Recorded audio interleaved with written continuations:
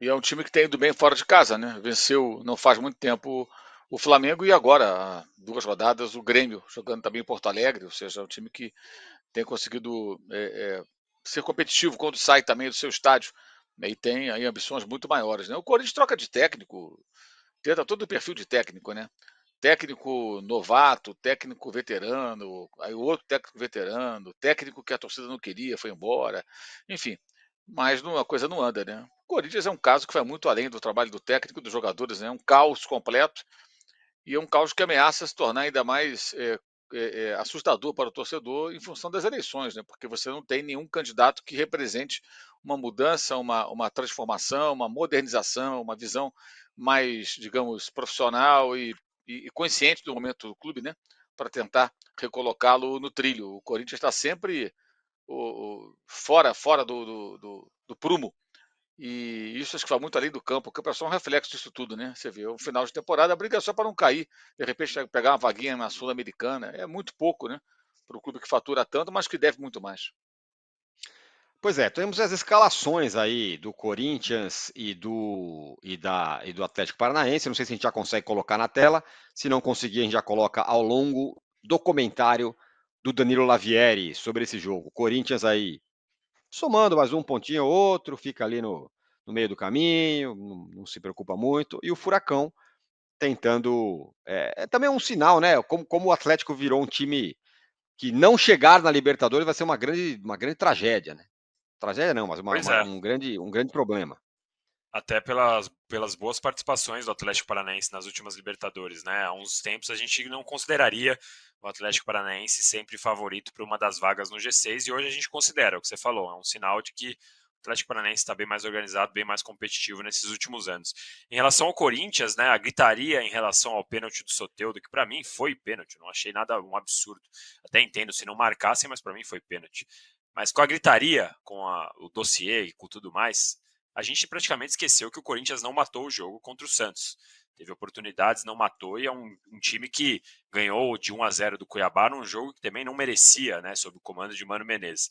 Eu acho até que apresentou uma leve melhora em relação ao que era com o Luxemburgo, mas nada que seja convincente, nada que seja à altura da folha salarial e do investimento que tem o Corinthians, porque a gente vai lembrar, é um time tá no top 5 das folhas salariais mais caras, e a gente fala muito de problemas do Palmeiras, do Flamengo, que esse ano não tiveram grandes títulos, mas o Corinthians também não deveria ficar tão longe dessas críticas em relação ao investimento. O Corinthians tem um altíssimo investimento por uma péssima produção, por uma péssima administração, que contratou técnico que já sabia que ia cair, 10 dias foi derrubado porque tinha problema fora dos campos, contratou o Luxemburgo, que já era político, já tinha praticamente desistido da carreira, e agora volta para o Mano Menezes, que é um técnico que claramente quer organizar a defesa, quer fazer o mínimo ali para salvar o ano e aí ver o que pode fazer para 2024.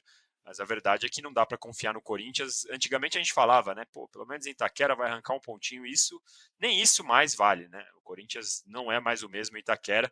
Então é motivo de sobra para desespero do torcedor. E aí, como disse o Mauro também, não há nenhum sinal, não há nenhuma luz no final do túnel que indique que isso vai mudar. A indicação é que o Corinthians vai continuar sendo administrado dessa maneira, que não chega nem perto de explorar todo o potencial que tem o Corinthians no futebol brasileiro.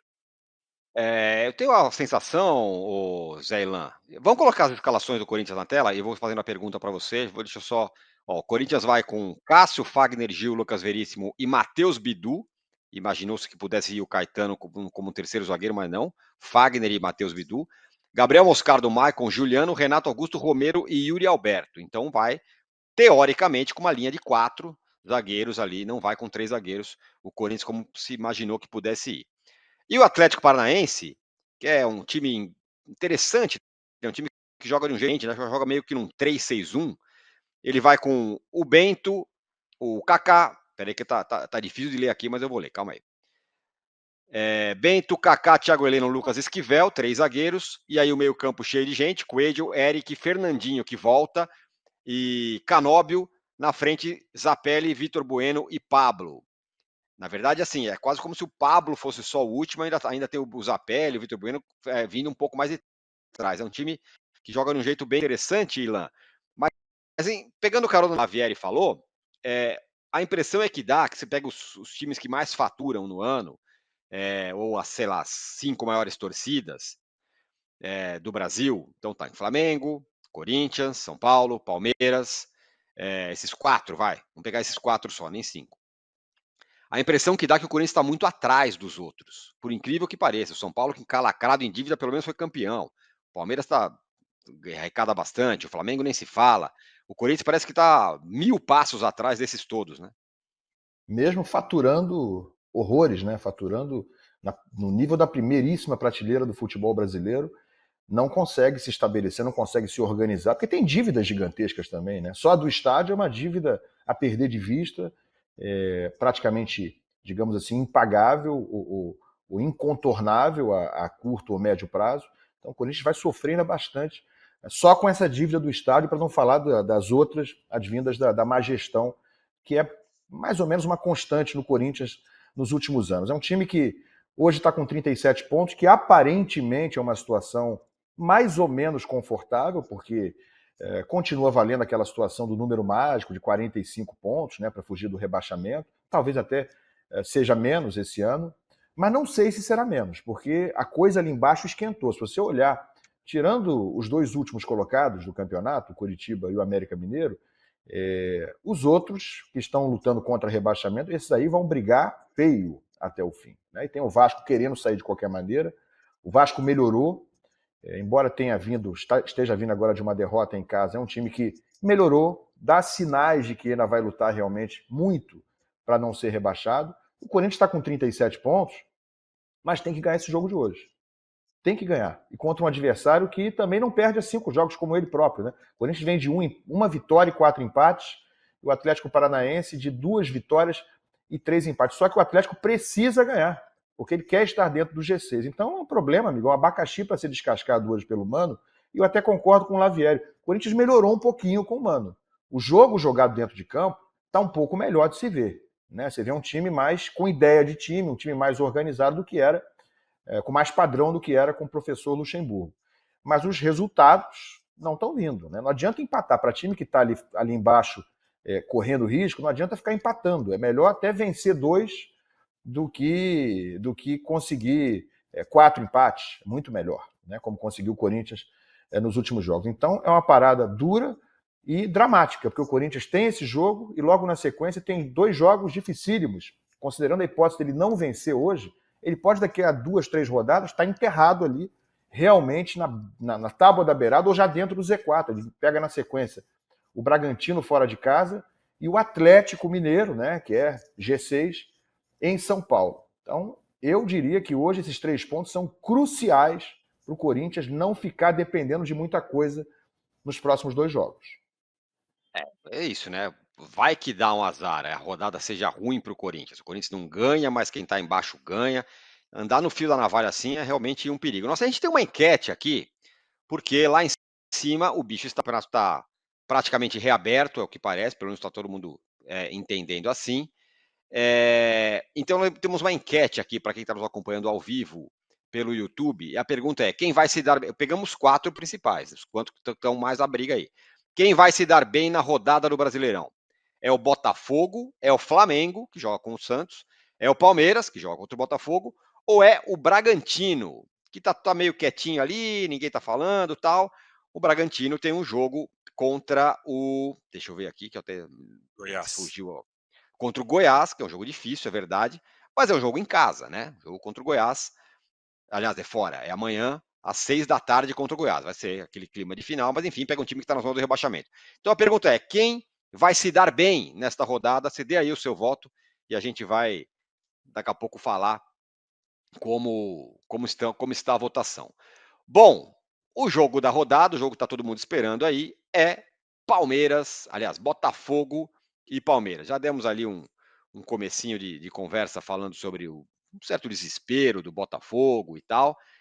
Se enfrentam agora com o Botafogo, Mauro, talvez no momento mais tenso do campeonato dele mesmo. O campeonato vai se aproximando do final, o Botafogo vai vislumbrando a possibilidade de título, ao mesmo tempo que vai vendo os rivais meio se aproximando e ele mesmo num mau momento, talvez o pior momento dele nessa temporada, e com o Palmeiras crescendo.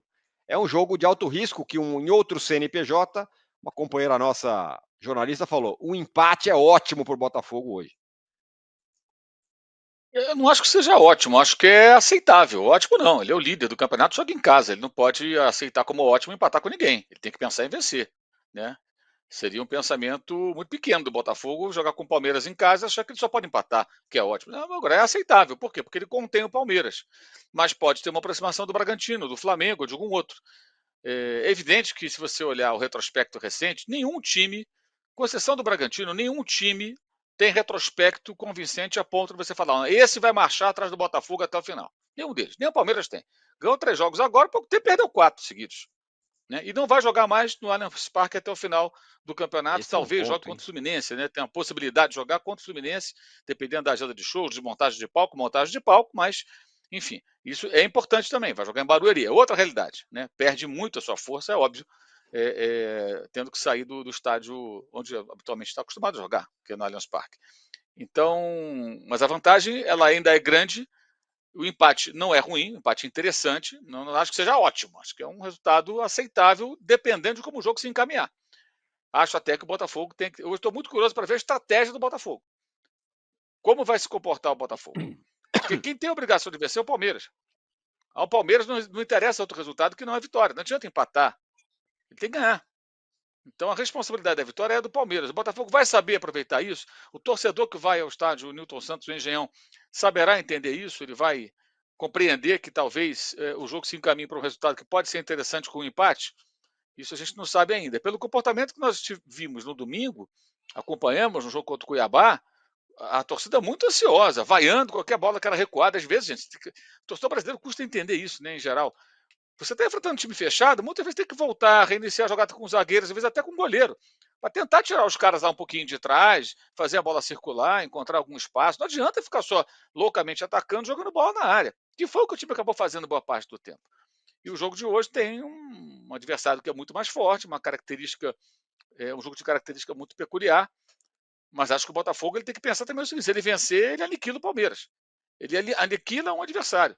Ele aumenta em mais 3 pontos. Vai de 6 para 9, podendo ir a 12. Opa, acabou. Aí é muito difícil. É quase impossível, né? E também contém ali a aproximação dos demais. Mas o empate, dependendo das circunstâncias do jogo, para o Botafogo pode ser bem interessante. Para o Palmeiras, não presta o empate. Agora, o Botafogo vai saber trabalhar isso? Que o adversário que tem a obrigação de vencer mesmo fora de casa, até porque o Botafogo o derrotou em São Paulo. Isso, sinceramente, eu não sei. O Botafogo tem um sério problema que eu acho que está no banco de reservas. Essa efetivação do Lúcio Flávio é um negócio que eu não consigo entender. Por quê? O Lúcio Flávio assumiu como interino quando o Anderson Moreira foi embora. Aliás, é bem curiosa essa história. A alegação, quando o John Textor não quis a continuidade do técnico, foi que não gostava do estilo do futebol. O Anderson fazia um jogo lá na segunda divisão, um jogo mais reativo, mais conservador e tal. Aí contratou o Luiz Castro, terminou seu compromisso lá no Oriente Médio. Nesse período, o Lúcio Flávio ficou ali como tampão. Chega o Luiz Castro, demora um bom tempo até conseguir fazer o time jogar. E quando o time funciona, é um time de quê? Transição rápida, velocidade, muito jogo físico na área adversária, centroavante forte, 2 caras rápidos e fortes pelos lados para voltar marcando. Botafogo é isso. Não é um time de imposição de toque de bola, jogo plástico, nada disso. Que foi o que pareceu ser o objetivo do americano, do John Textor, quando ele abriu mão do Anderson lá atrás. Mas não importa. O Botafogo começou bem, foram 12 jogos com o Luiz Castro e ele vai embora para a Arábia Saudita. Quem vai assumir? Bem, interino Lúcio Flávio não. Pegaram o Caçapa lá na França, que não sabia nada do Botafogo, puseram no lugar e o Lúcio Flávio era auxiliar dele. Aí veio o Bruno Lage. Aí não deu certo. Né? Nem vou entrar em detalhes aqui sobre essa escolha que de fato sempre foi controversa, né? Pelo passado do próprio treinador português, que fraquejou lá no campeonato junto com o Benfica e perdeu o título que estava muito bem encaminhado para o Porto. E aí quem assume? O Lúcio Flávio. Mas se ele não servia nem para ficar 4 jogos, foram buscar o Caçapa, agora ele pode ficar até o final do campeonato. Não entendo. O que houve com o Lúcio Flávio nesse período? Uma grande transformação e virou o grande treinador? E aí ele não tem cancha, não tem experiência, não tem nenhum serviço prestado. Então, assim, é meio que um voo cego isso aí. Né? É uma situação muito arriscada, me parece, com um treinador sem experiência que o próprio Botafogo demonstrou nele não confiar em outros momentos. E agora entregou para ele. Mas entregaram por quê? Porque os jogadores escolheram praticamente o técnico. O que, aliás, é bizarro, né? Isso acontece em outros clubes e é bizarro. Jogador derruba técnico, escolhe técnico. Gente, as SAFs muitas vezes são iguaizinhas aos clubes dirigidos pelos cartolas amadores. Não tem diferença nenhuma. É igualzinho isso aí. Poderia acontecer em qualquer clube do Brasil. Os jogadores não gostam do técnico, vão lá do dono. Ô, chefe, é o seguinte, esse cara aí não dá não. Beleza, vou demitir. Quem que vocês querem? Tá? Queremos o fulano de tal, que é gente boa. É difícil, é delicado isso aí. E tirando o jogo do Fluminense, que o Botafogo venceu, até porque o Fluminense se planta no campo do adversário, dá todo o campo que o Botafogo quer, o Botafogo resolve o jogo dessa maneira, nenhuma partida foi boa. A do América foi ruim, incrível como o Botafogo não perdeu para o América, ainda ganhou, foi amassado no segundo tempo pelo América. O empate com o Atlético, no jogo disputado em 2 dias, também não foi uma boa atuação. E contra o Cuiabá, foi um time ansioso, tentando o tempo todo, criando, mas é aquela coisa, não abafa, nervos à flor da pele, e acabou perdendo de uma maneira que o Botafogo evitou derrotas também, né? Contra várias equipes. Palmeiras, Grêmio, Cruzeiro, São Paulo, foram vários times e que o Botafogo foi o Cuiabá.